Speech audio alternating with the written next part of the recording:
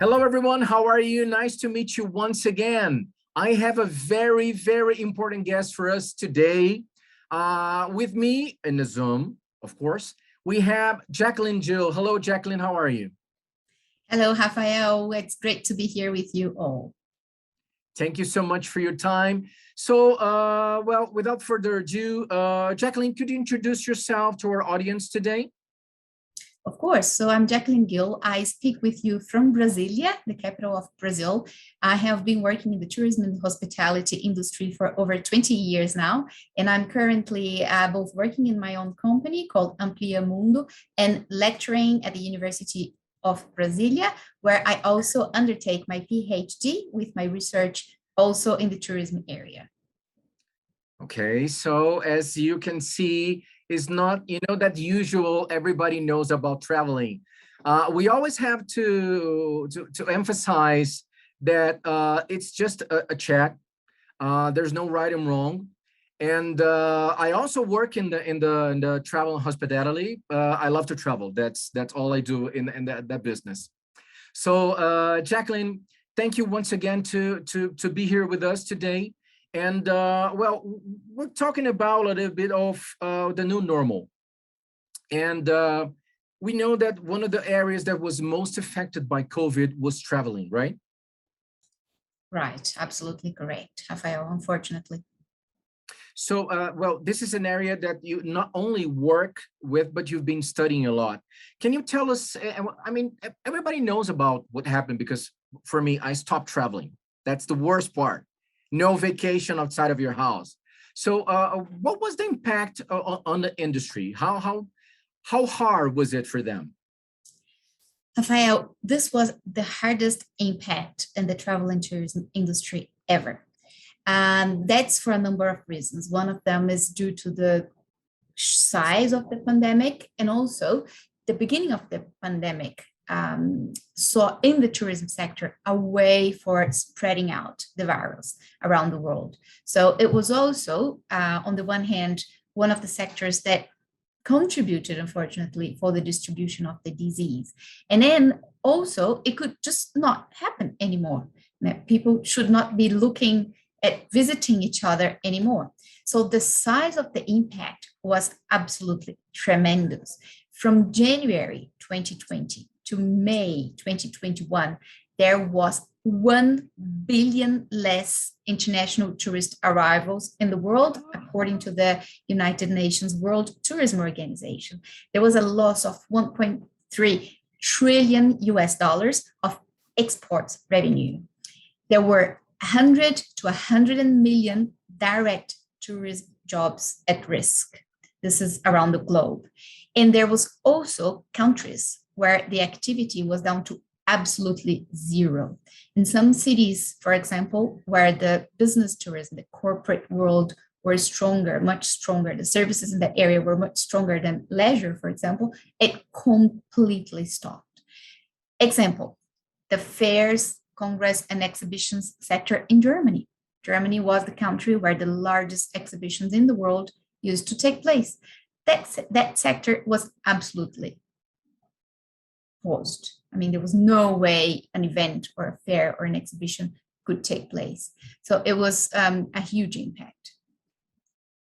And I mean, you said 1.3 trillion dollars in total export revenues from international tourism. Yeah, I can say it was bad. It was bad.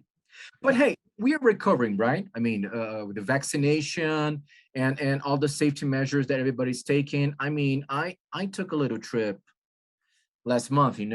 Wasn't that far away, but we've seen that in many countries, not only foreign visitors couldn't go, but also internal tourism was also impacted, right? Absolutely correct. So the tourism internationally was hardly impacted, and domestically there were different ways of impact, more or less according to the possibilities of the destination. The more outdoors possibilities and more leisure for less people, the better. For more urbanized, concentrated on large number of people, the worst. However, it is, of course, we are regaining speed and energy, and the vaccination plays a key role. So what we are saying is the countries that are more advanced in the vaccination of its population are doing better. So we saw a return of activities, for example, in London, just before the beginning of the summertime, or right in the beginning of the summertime, that London had a very accelerated vaccination system, and the life was returning. The pubs, the restaurants, the parks were getting a lot more movement. They restarted to hire people, for example. It was a possibility. I wasn't there, unfortunately, but colleagues and friends who live there and work there were sending pictures and videos just showing how vibrant the ambient was. Every pub pretty much had a sign at its door at the front saying, "We are hiring, we are hiring, we are hiring." And so that was a great signal to the world, as one of the first spots that saw that happening, that there is light. It's coming our way, but we must consider we are not finished yet. It's not the time that we can say it's back to normal. It's not. We are seeing and watching the changes. We are now seeing this Delta virus coming our direction. We are seeing a situation that's not very good in a few countries, especially Europe now, that is on their summer holiday, but also Brazil. And we have to be mindful that we are not there yet. There are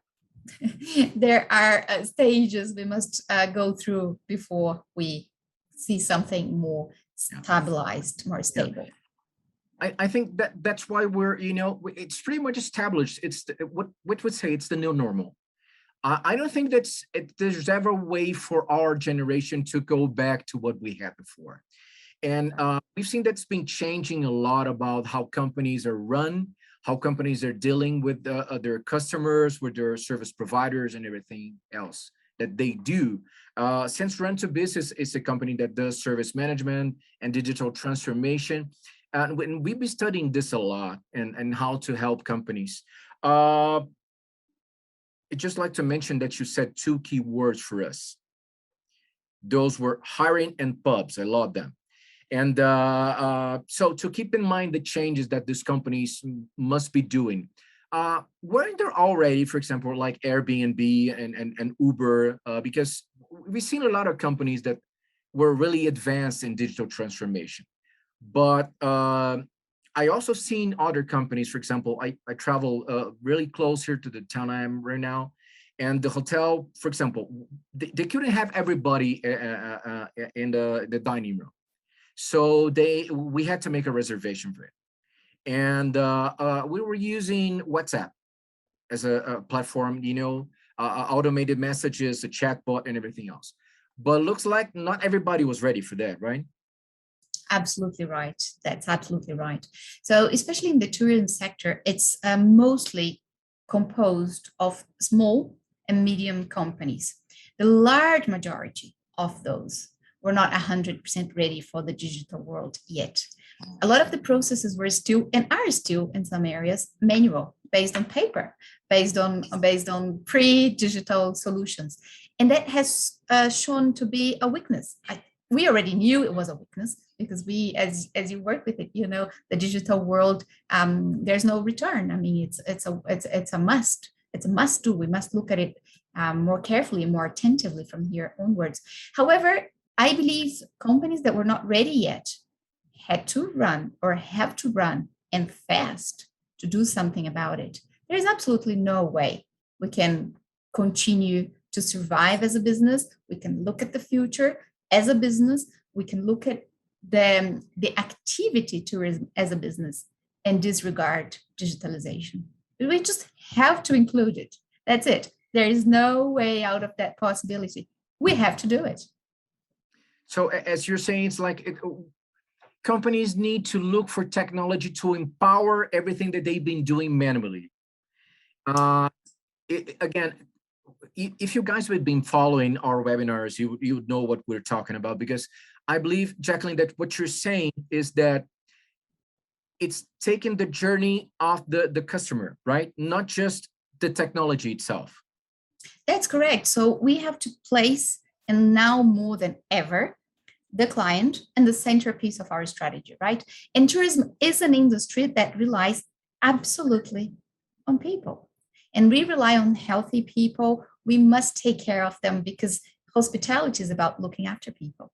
And when people are on holidays, especially, that's the time of their year, of their period that they would not want to waste it. So the better we can go as the tourism industry to provide everything smoothly to those people, the better for the tourism industry as a business, including in the present and the future. And the technology, it must provide solutions for problems, right? And that's what we aim to bring it into the businesses, right? And the solutions must be bound to solve problems of our clients. And if it can bring facilities, save time of both clients and companies, readiness, and of course, lower the costs from a business perspective, that's where we want to go, right? That's where we should be walking towards.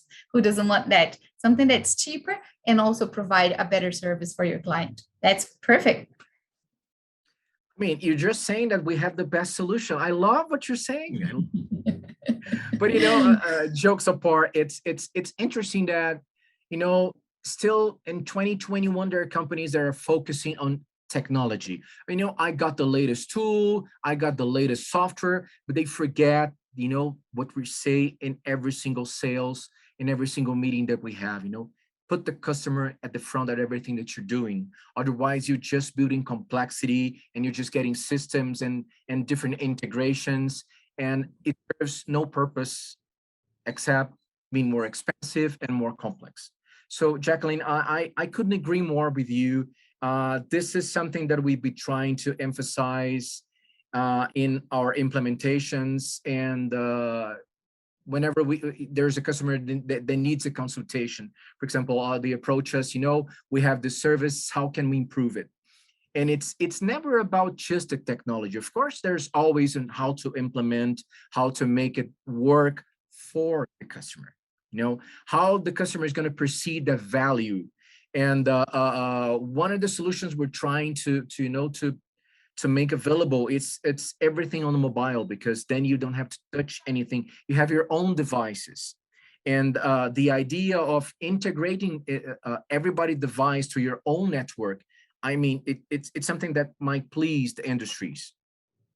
Absolutely. Absolutely.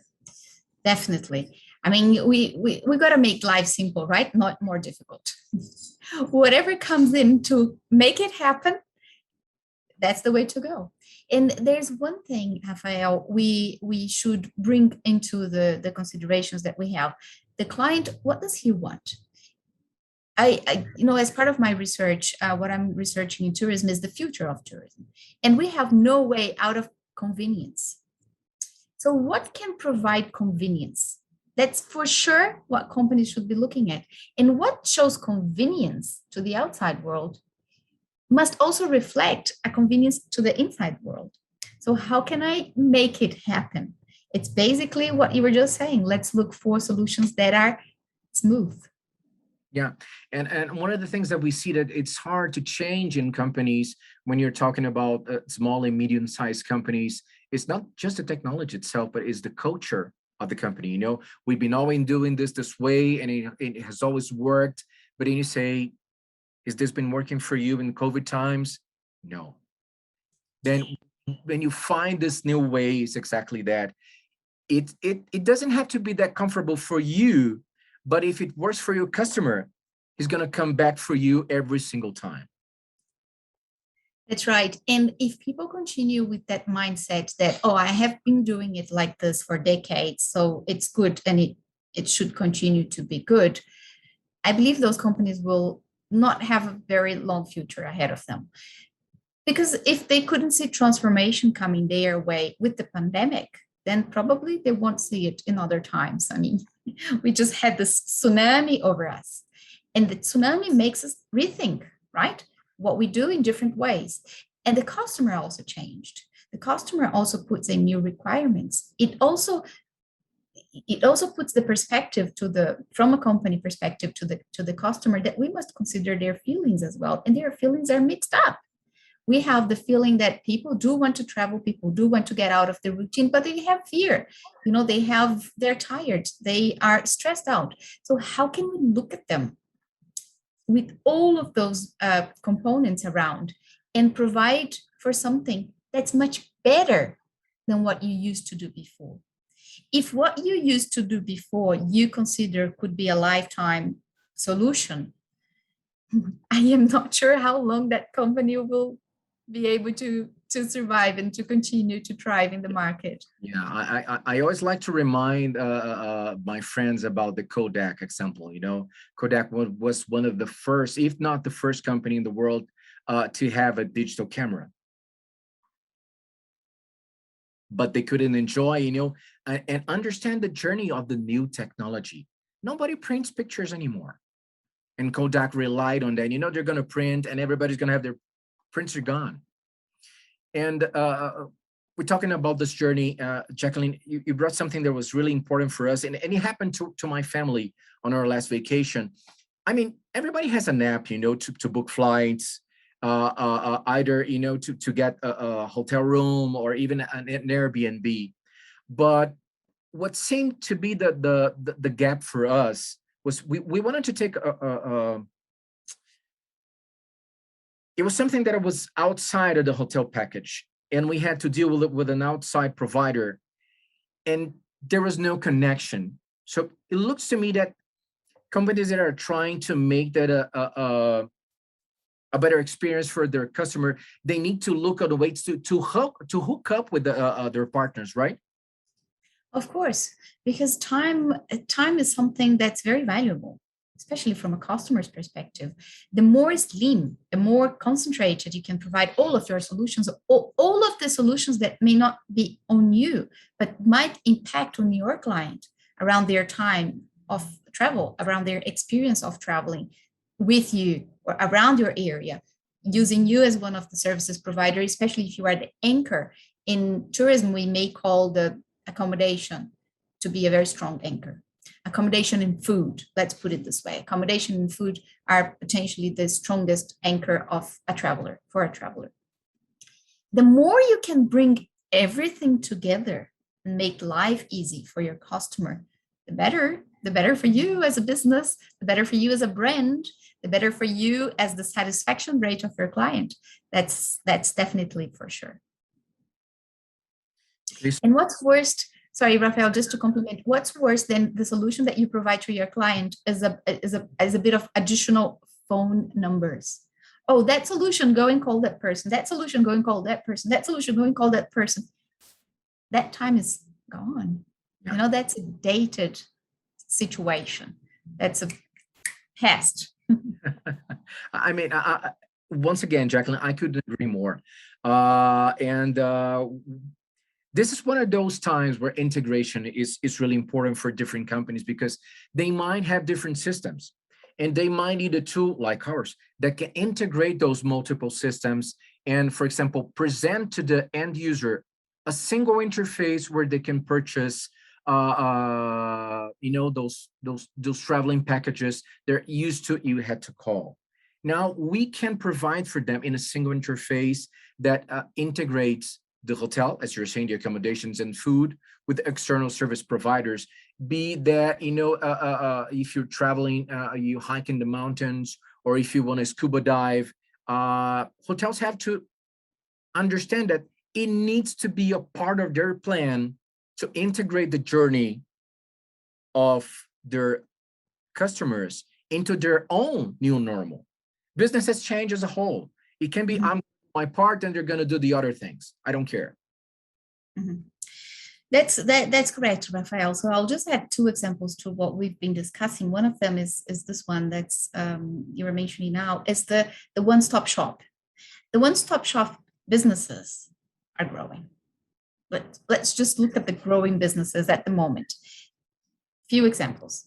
Amazon growing, selling like hotcakes. And in Brazil, let's just put an example, which is Magazine Luiza, which is one of the largest retail shops. Throughout the pandemic, their business area that incremented profits, the profitability in a few hundreds of percentages. I mean, Yeah. it is because of the online solutions that is one-stop shop. You pretty much go online and you serve yourself with what you need for that area of service. And they start building their can I say this? You know, you used to be a shop for just one thing, but as you increase everything that you can follow, people start to trust on you even more, right? Exactly. And also the artificial intelligence is there, the analytics is there to help us know what people are searching at your portal, what else do they want? And therefore that can provide you a lot of insights and inside information, including for you to look at businesses that could be included in what you provide, right? And just talking about that and going back to Amazon as an example, where is it growing towards now? In addition to selling goods, all kinds of goods, including books, it's now selling tourism experiences.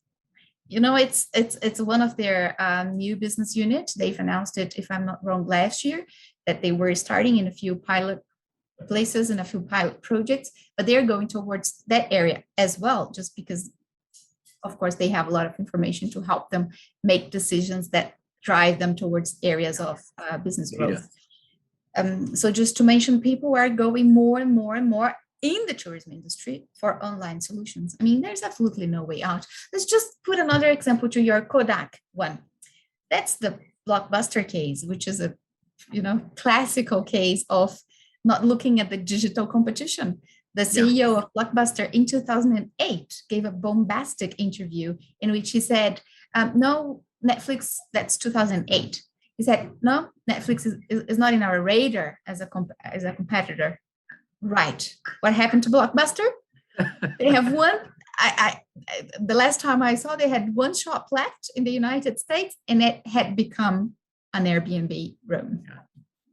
So that's, you know, and now Netflix, what's Netflix? A digital solution, right? It just took over the entertainment area. Yeah, they started out sending DVDs to people, but again, it's what we've been talking about. It's not just the technology itself, it's understanding what the customer wants. And Netflix and Amazon, they're really good at those things, you know, understanding what people want. So Jacqueline, another point that you're saying about those companies, if you could tell us what type of technologies companies should be looking for, you know, to please their customer. Is there any, you know, like sets of technology that the company should be looking for? Because you just said AI and data. I really like this word convenience. I believe clients are after convenience. I will give you an example of what happened to me this morning with the Brazilian bank that I operate with as a company. I went online, and I know this very clear because it just happened to me, so I know the details. I went online for an advice from my manager at 11:14 a.m. I sent a few messages to the chat, online chat via the website. It wasn't before 11:54 that I received the first reply back. That's 40 minutes. This is a very large bank. Actually, it's Brazil's largest bank. How can you leave a customer waiting for 40 minutes? In 19th of August 2021, 25th of August 2021. You can just not. And first time the person comes and says, oh, hello, this is Camila, your manager. How can I help? I said, excuse me? First of all, you should just find a way to have messages, automatic messages. If you cannot answer, just have something, you know, to talk to me back and tell me you are on a waiting list or there's something going on. Your number is this, it's going to take this long to take you. Yeah. And she replies to me, sorry, in this system, we don't have automatic messages. I'm like, largest bank in 2021 saying this is just not possible. In tourism is the same thing. I mean, how can you leave a person on a holiday in one of those nicest, sunny, bright, beautiful day that all they wanted was to be relaxing by a coconut tree, by the beach, or in their picnic in the park, or whatever, doesn't matter. But who wants to spend 40 something minutes on a phone line just to change a ticket or just to change something. Yeah. Nobody. Yeah. So we just gotta put convenience as important as the client. You know, your client and convenience, they should just be bound together. And that's what we tell companies. Search for solutions that give them answers, give them good solutions, not give them extra work that's not going to work. Okay, so well, I think the brutal truth about the new normal for travel and hospitality is, switching from the responsive mode to something much more going after your customer, understanding what they want, and building those tools so that you can provide a lot more convenience to them, right? Absolutely correct. And on the top of that, Rafael, I would also add knowledge, information of quality. We must put together quality information. I mean, there's no way we can continue to work with superficial information or something that may not be correct, or, oh, I think it can be open, or I think it opens on Saturday. No, we just got to be sure about what we share.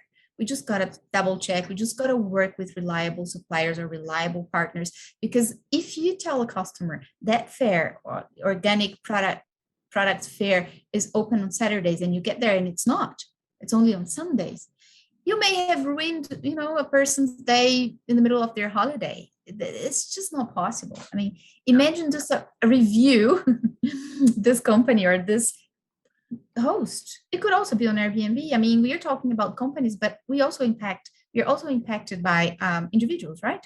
Individuals can also become entrepreneurs in the tourism sector with digital solutions. That's even more simple to happen. I don't say easy, but I say simple because it's not something extraordinary as an effort for an individual to start becoming an entrepreneur in tourism or a good host. But just think of the review you were going to get as a provider, as a service provider, if you mislead your client. And if that day is a sunny one and you are fighting with the holiday sunny day, you were in double trouble. Yeah, I mean, it's not like we're there yet. Remember that the Black Mirror episode where everything's about the stars that you have, but we're really approaching that, and there are too many review sites that people can check about this Airbnb status or the host or the hotel and the services. And I think it's really true. It's in the end of the day, people just want to be pampered. I just want someone to take very good care of me.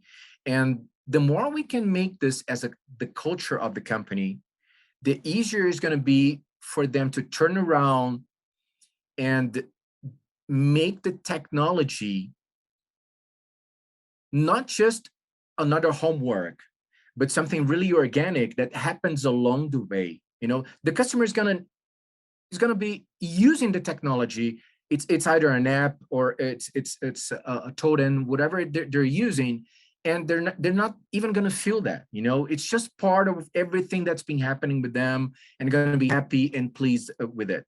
And in the end, you're gonna get that 5 stars. Yeah, absolutely. Absolutely. So, Jacqueline, we're almost out of time here. Is there anything that you'd like to add to companies, to everybody that's watching us, how to handle the new normal in hospitality and traveling? Absolutely. So one of the things that I believe is very important, Rafael, especially, being in a pandemic yet and not exactly knowing where this is going to end, because we don't know how much transformation there is to come around the viruses. We control what we can do, right? But we don't control a few other things that includes the virus. Yeah. We should think of the lessons we have been learning with this pandemic. And one of the points I would like to bring to this discussion, also around technology, is technology can provide for solutions in many directions.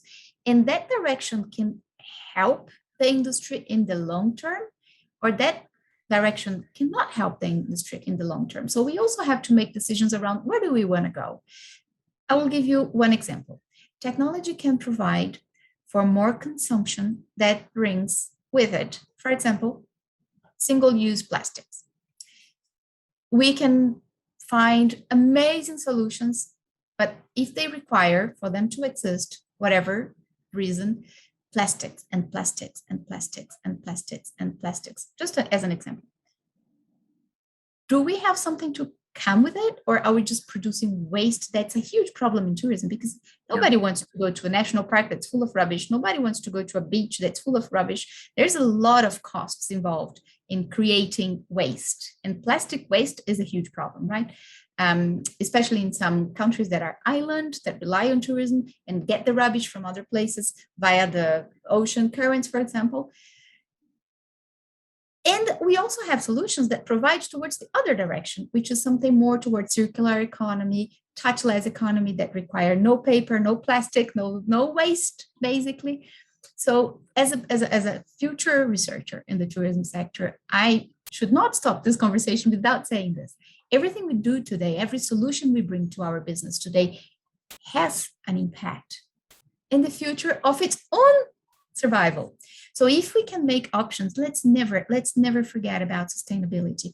And sustainability in all terms, environmental sustainability, it's here and we should look at it. But that also is even more important if we consider the future of our own business. And tourism relies, the bottleneck of tourism we know in the coming decades is going to be around natural resources and physical spaces of quality. So who will be able to provide both? Where will we be able to find water that can be served for everybody? Clean places that have space, enough space for people to have quality experiences around it. So let's consider that too. And the technology that we bring to our business should also be included in that future perspective. So that would be my final comment here. I mean, it's really good to hear about sustainability and technologies that can once again make companies not just put the customer on the center of everything, but put the future of humanity and our planet at the end, at really the center of everything. Because, well, let's face it, we're all in the same spaceship that is going around the sun. That's right. That's absolutely right. So Jacqueline, once again, thank you so much for your time here with us. Hope that we can meet again in the next webinars. It's my pleasure, Rafael. Really good talking to you. Really good being with you in this webinar series. And I really hope to talk soon. Thanks, everyone. See you on our next webinars. Bye-bye.